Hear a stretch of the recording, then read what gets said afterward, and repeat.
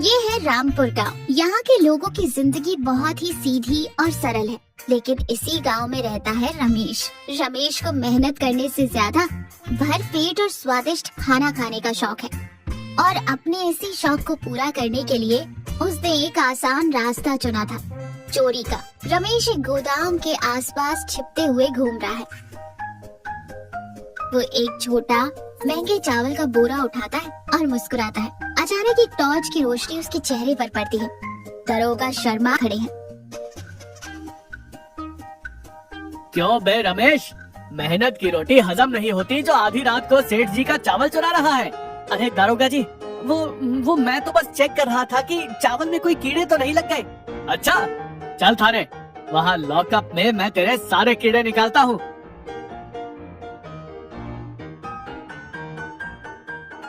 रमेश सलाखों के पीछे खड़ा है। वो बहुत दुखी होने का नाटक कर रहा है। सावित्री और बाबू सलाखों के बाहर खड़े हैं। आसपास और कोई नहीं है। हाय राम, मेरे पति की ये क्या हालत हो गई है। एक ही महीने में सूख कर आधे हो गए आप। हाँ भैया, आपकी तो जैसे हवा ही निकल गई, एकदम चिपक गए हो। रमेश चेहरा बनाते हुए और रोने का नाटक करते हुए।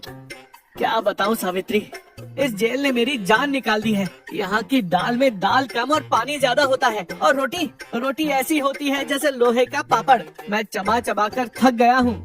मेरे जबड़े दर्द करने लगे हैं। मुझे यहाँ कुछ नहीं खाना। मेरी तबीयत खराब हो रही है सावित्री। मैं तुम्हारे हाथ के खाने के बिना मर जाऊंगा। ऐसा मत कहिए जी, मैं आपको कुछ नहीं होने दूंगी। आप चिंता मत कीजिए, मैं कुछ ना कुछ करती हूँ। जल्दी कुछ करो सावित्री, वरना तुम्हारा रमेश बस यादों में रह जाएगा। सावित्री आंगन में परेशान होकर इधर उधर टहल रही है। बाबू एक साधारण लकड़ी की खटिया पर बैठा है। बाबू, जब तुम्हारे भैया वहाँ जेल में भूखे मर रहे हैं, तो हम घर पर कैसे खा सकते हैं? तो क्या करे भाभी, दारोगा जी ने साफ कह दिया है कि रोज रोज बाहर का खाना जेल में नहीं आ सकता। यह कानून है। बाहर का खाना अंदर नहीं जा सकता ना, लेकिन हम तो अंदर जा सकते हैं। पर हम जेल क्यों जाएंगे? हम जेल जाएंगे ताकि मैं खुद अपने हाथों से तुम्हारे भैया के लिए गर्मा गर्म खाना बना सकूं। हम वहीं रहेंगे। पर भाभी, जेल जाने के लिए तो कोई जुर्म करना पड़ेगा ना। तो करेंगे ना जुर्म, चल मेरे साथ। दरोगा शर्मा अपनी मेज पर बैठे शांति से चाय पी रहे हैं। सावित्री और बाबू अंदर आते हैं। दरोगा जी, हमें गिरफ्तार कर लीजिए। दरोगा शर्मा चाय का कप नीचे रखते हुए। क्यों, क्या किया है तुम दोनों ने? हमने बैंक लूटा है दरोगा जी। अरे मूर्खों, हमारे रामपुर गांव में तो कोई बैंक ही नहीं है। जाओ यहाँ से, मेरा दिमाग मत खाओ। सावित्री बाबू को इशारा करती है। बाबू, दूसरी योजना। बाबू तेजी से मेज के पास जाता है। दरोगा शर्मा की पुलिस वाली टोपी छीनकर अपने सिर पर पहन लेता है। सावित्री उनका वायरलेस रेडियो उठाकर अपने पीछे छिपा लेती है। अब तो हम चोर हो गए ना दारोगा जी। तुम्हारी ये हिम्मत, मेरी ही टोपी चुरा ली। चलो अंदर, दोनों को उसी रमेश की कोठरी में डालता हूँ, तब समझ आएगा। कुछ दिनों बाद उसी बड़ी कोठरी के अंदर रमेश, सावित्री और बाबू बैठे। बाबू एक बहुत बड़ा और भारी झोला खोलता है, जो वो गिरफ्तार होते समय अपने साथ लाया था। तुम दोनों सच में पागल हो, मेरे लिए जेल आ गए। और बाबू, इस बड़े से झोले में क्या है? भैया, जब हम गिरफ्तार हो रहे थे तो भाभी ने सारा राशन मेरे झोले में भरवा दिया था। बाबू झोले से एक छोटा इलेक्ट्रिक हीटर, एक बर्तन, थोड़े कच्चे चावल, मसाले और कच्चे चिकन का एक पैकेट निकालता है। मैंने कहा था ना जी, मैं आपको भूखा नहीं रहने दूंगी। दरोगा जी के ऑफिस के पीछे वाले प्लग से बाबू ने तार जोड़ दिया है। आज जेल में चिकन बिरयानी बनेगी।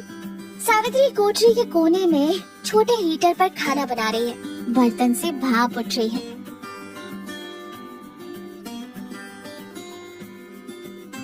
आहा, क्या खुशबू है सावित्री, तुमने तो जेल को भी जन्नत बना दिया। दरोगा शर्मा हवा में खुशबू सूंघते हुए लॉकअप वाले हिस्से में आते हैं। वो उलझन में और गुस्से में देख रहे हैं। ये कैसी खुशबू है? ये जेल है या कोई ढाबा? अरे तुम लोग जेल के अंदर बिरयानी पका रहे हो? दारोगा जी, थोड़ी सी खाकर देखिए, भाभी ने बहुत बढ़िया बनाई है। चुप कर, तुम तीनों मेरे थाने का मजाक बना रहे हो। कोई मुझे बैंक लूटने की धमकी देता है, कोई मेरी टोपी चुराता है, और अब यहाँ तुम लोग पिकनिक मना रहे हो। दरोगा शर्मा लॉकअप का दरवाजा खोलते हैं। वो पूरी तरह थके हुए और परेशान दिख रहे हैं। मैं तुम्हारे हाथ जोड़ता हूँ, तुम तीनों यहाँ से जाओ। मैंने तुम्हारी सजा माफ की। अगर तुम लोग एक दिन और यहाँ रहे तो मेरा थाना रेस्टोरेंट बन जाएगा। निकलो यहाँ से।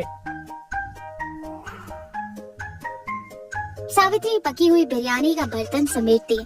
तीनों पुलिस स्टेशन से बाहर निकलते हैं। दरोगा जी राहत की सांस लेते हैं।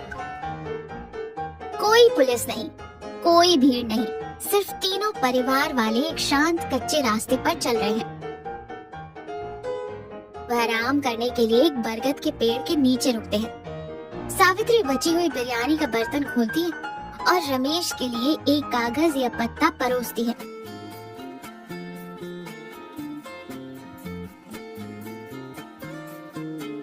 खाइए जी। जेल में तो आप दरोगा जी के चिल्लाने के कारण ठीक से खा भी नहीं पाए। रमेश खाने की तरफ देखता है। उसकी मुस्कान धीरे धीरे गायब हो जाती है। वो बाबू के गंदे कपड़ों को देखता है और फिर सावित्री के थके हुए चेहरे को देखता है। उसकी आंखों में आंसू आ जाते हैं। वो खाना नीचे रख देता है। क्या हुआ भैया, अच्छी नहीं बनी क्या? नहीं बाबू, बिरयानी तो बहुत अच्छी है, लेकिन आज मुझे अपने आप पर घिन आ रही है। ऐसा क्यों कह रहे हैं जी? क्या हो गया? सावित्री, मैं कितना गिरा हुआ इंसान हूँ। एक छोटी सी चोरी और सिर्फ अपनी जीभ के स्वाद के लालच में मैंने क्या किया? मैंने अपनी ही पत्नी और अपने छोटे भाई को जेल की हवा खिला दी। तुम लोगों ने मेरे लिए अपना सम्मान, अपनी आजादी सब दांव पर लगा दी। एक चोर की खातिर तुम लोग खुद अपराधी बन गए। सावित्री रमेश का कंधा पकड़ती है। आपके बिना उस आजादी का हम क्या करते जी? जहाँ परिवार साथ है वहीं हमारे लिए महल है। आपने गलती की, लेकिन हम आपको उस हाल में कैसे छोड़ देते? तुम्हारी बातों ने आज मेरी आंखें खोल दी सावित्री।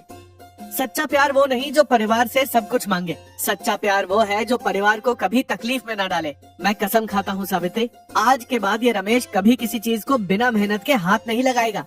कल से मैं खेतों में मजदूरी करूंगा। चोरी की बिरयानी से मेहनत की सूखी रोटी लाख गुना ज्यादा मीठी होगी। सच भैया? तो कल से मैं भी आपके साथ खेत में काम करूंगा। और मैं रोज दोपहर को आप दोनों के लिए अपने हाथों से बनाकर खाना लेकर आऊंगी खेत पर। तीनों एक दूसरे को देखकर मुस्कुराते हैं।